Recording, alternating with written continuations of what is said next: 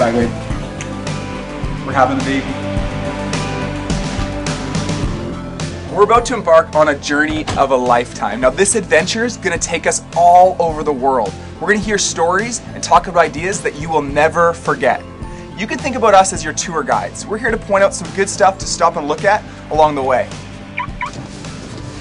So Alpha is 12 sessions designed to engage us in a conversation about some of life's most important questions. We want to provoke you to think about what you believe and how you feel about certain faith issues. This isn't going to be a lecture where Ben and I do all the talking. Instead, during Alpha, you're going to get a chance to talk in small groups and ask questions as they come up. But before we go any further, I'm Ben, this is Jason, and we want to welcome you to Alpha.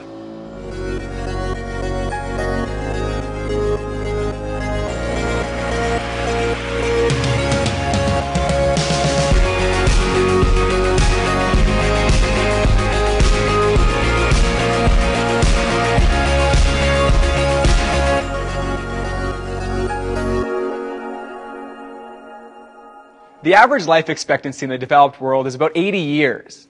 But what are we supposed to do with 80 years on planet Earth? Yeah, what's the point of all this time? Or more importantly, is there even a point at all? Alpha is all about asking life's biggest questions. But it can be a bit weird talking about something like life. It really is something we just do.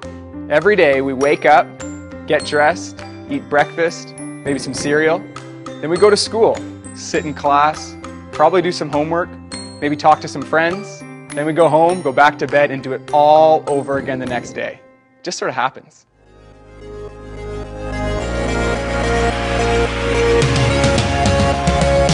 That's quite hard. I don't know. I don't know. Maybe the bungee jumping? Yeah, something nuts like cliff diving, you know. Skydive, kayak, hike. Get a big fast jet, head to New Zealand. I think I'd go skydiving.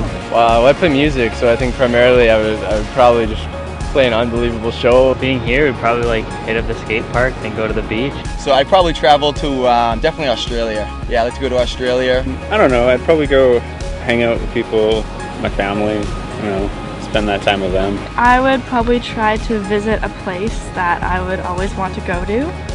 I would get together, play some music with my friends. I'd probably spend a lot of time with my family.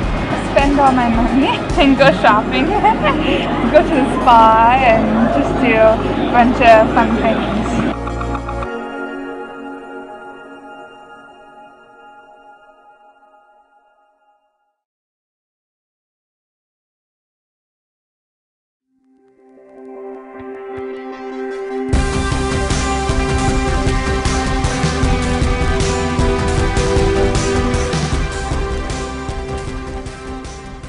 If I actually only had 24 hours left to live, I wouldn't waste my time cleaning my room or washing my car or doing homework. But I think I'd find myself asking certain questions, important ones, about faith, love, and eternity. On Alpha, we're going to have some honest conversations about life and God. We're going to look at these things from a Christian perspective. Now, I know that even mentioning Christianity brings up a lot of mixed thoughts, and that's totally okay. Yeah, when I was in high school, I remember one of my friends told me that believing in God was the dumbest thing he'd ever heard. It was like I told him I believed in Santa Claus or the Easter Bunny. Or maybe you think Christianity is boring. I know I used to think that. I thought it was all about hanging out with old people, singing old songs, drinking tea, and reciting rules from a really old book. Yeah, for me, my biggest struggle with Christianity wasn't that it was far-fetched or that it was boring. For me, I simply couldn't understand how it had any impact on my life. I remember back in grade 8, I was going through a really tough time. I felt like I didn't have any friends at school that really liked me, and I felt like no one at home understood me. I used to fight with my parents over anything. One time, when I was really upset, I don't even remember what it was about, but my dad wanted to help me pass me a Bible and recommend that I read it. But when he gave it to me, I took it and I threw it on the ground. I don't know exactly why I did it.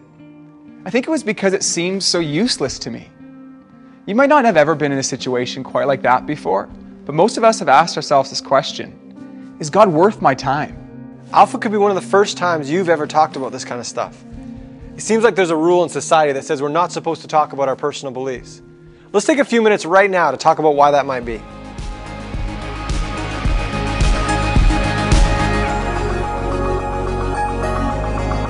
For some reason, the class of things, the boundary that we draw around what religion is and what faith is We say those things are highly individual and should not be discussed and definitely should not be criticized. I don't know, I don't find it awkward, but because I'm from a place in which everyone is Catholic, so...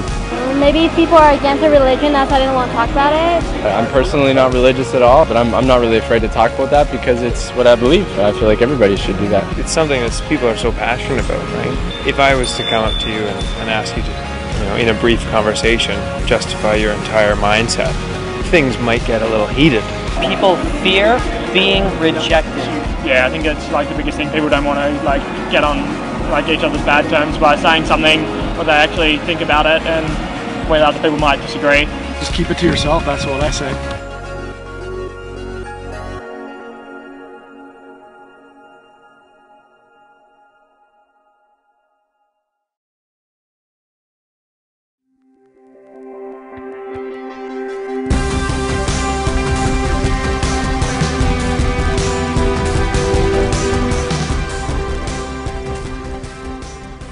At the center of the Christian faith is a man named Jesus.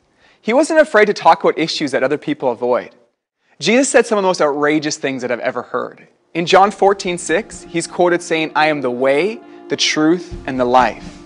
This statement was controversial 2,000 years ago when Jesus first said it, and it's still controversial today. We want to crack open each of those statements and see what Jesus is saying. Jesus says, "I am the way." But what does that mean for someone to say, "I am the way"? What is he the way to? I know a man named David who has a really remarkable life. And hearing him talk about it really helps me understand this idea of Jesus being the way. When I was young, at the age of about 12, my mother had a major nervous breakdown and she was hospitalized for extended periods of time. My father also struggled with alcoholism. I had two brothers and we were basically left in many ways to raise ourselves. Going to bed at night at the age of about 12, my mother, she tried to kill herself. My father was out drinking. And I remember through my tears saying, "God, if you're there, I hate you." I so hated God. I was so angry at God. I was so filled with bitterness and resentment. Those experiences marked me, and I decided the childhood that I had was not going to be my life. At the age of 18, I committed to the idea of becoming a millionaire by the age of 30.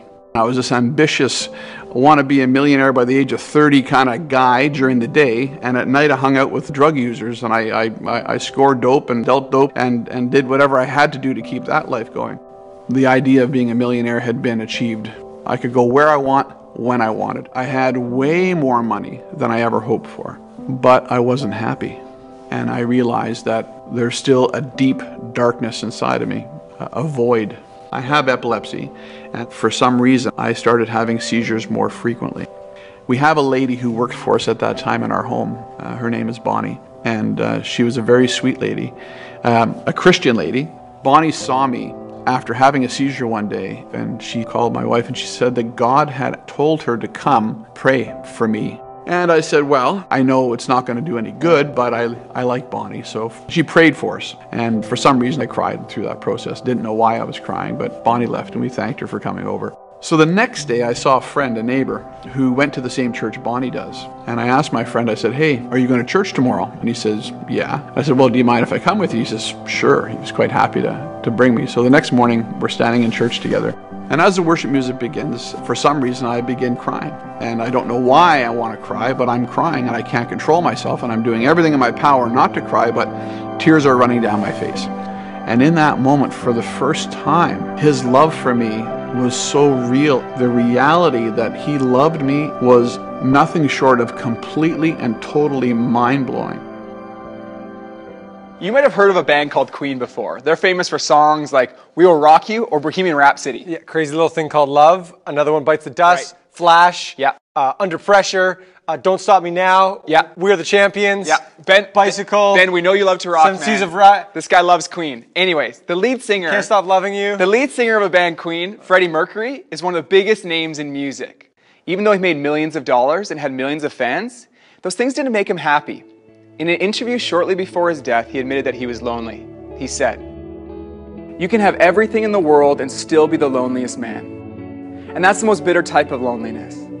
Success has brought me world idolization and millions of dollars, but it's prevented me from having the one thing we all need, a loving, ongoing relationship."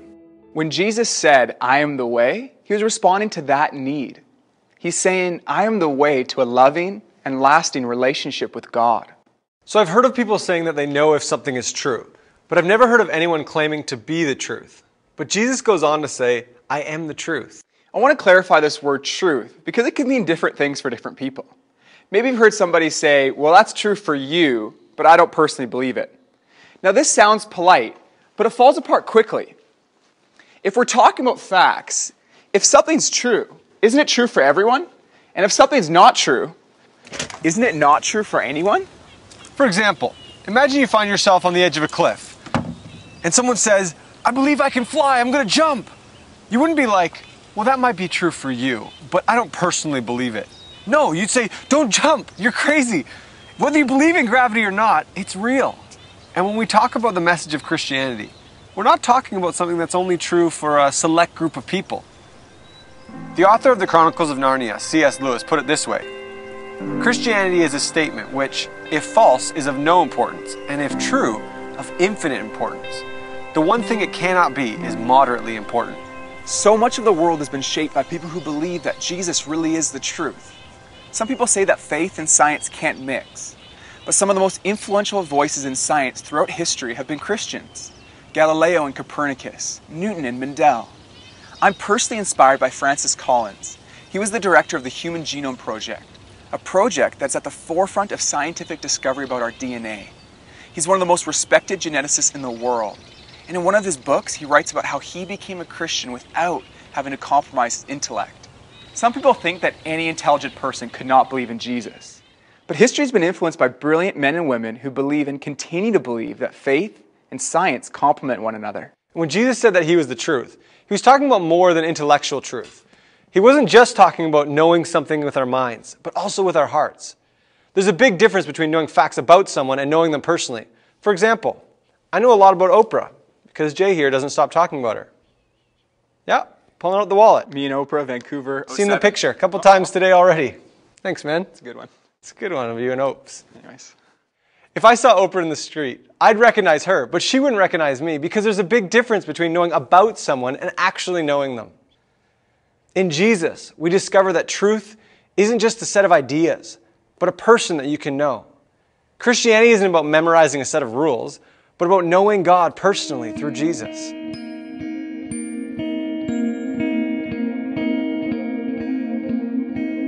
I could ask God one thing. Why he chooses to base everything off faith? I'd probably just go with why. Probably just the generic, what is the purpose of all of this? Why is there terrorism? Probably what happens after you die. What happens after we die? Maybe just like the things that I've been struggling with in my life. Maybe, just a word from him about how to get beyond that. What should I do next? Why are you so obsessed with being praised all the time? What's going on? What happens when I die? Why haven't you shown us yourself? I'm interested in how the universe was created and what is after you die. Why are there so many frailties with the planet? I'd ask him, come on, tell me the truth. Is Earth really it? Is it the only life planet? Come on.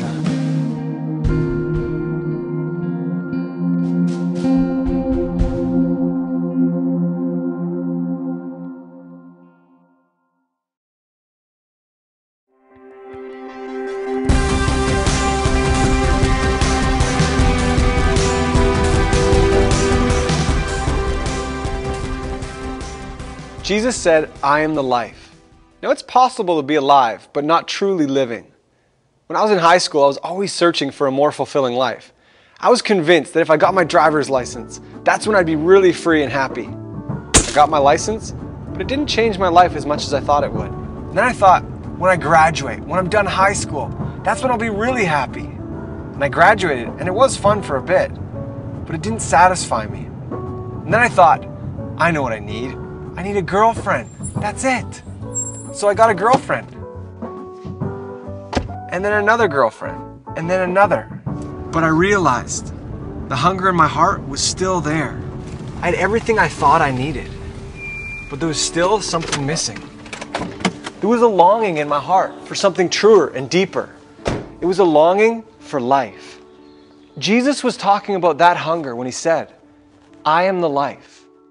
There are so many things that creep into our lives and take away from the life God designed for us. Fear, insecurities, addictions, guilt, hopelessness. This isn't how God wants us to live. Jesus said, I came to give people life, and life to the fullest. Whether you feel like something's missing or not, life with Jesus is completely different than life without Him. Once upon a time, there lived in jolly old England a young boy called Nicky. It was such a long time ago that the television in his family house was both massive and only showed pictures in black and white. Would you believe it? Worse still, there were only 3 channels. And even worse again, the picture kept disappearing into hundreds of fuzzy lines. The family did discover that they could make the picture better by standing next to the TV, by placing their hands down the back of the TV, even standing on certain floorboards helped. The big day came for the 1966 Soccer World Cup final. Just as England were about to score a goal, the picture disappeared yet again. Everyone was frantic. Then Nicky discovered that there was an aerial socket on the TV and a cable coming out of the wall attached to an aerial on the roof. All he had to do was make the connection. Now they could enjoy the rest of the game with the new picture, and their television viewing was never the same again. Life with Jesus is like seeing clearly for the first time.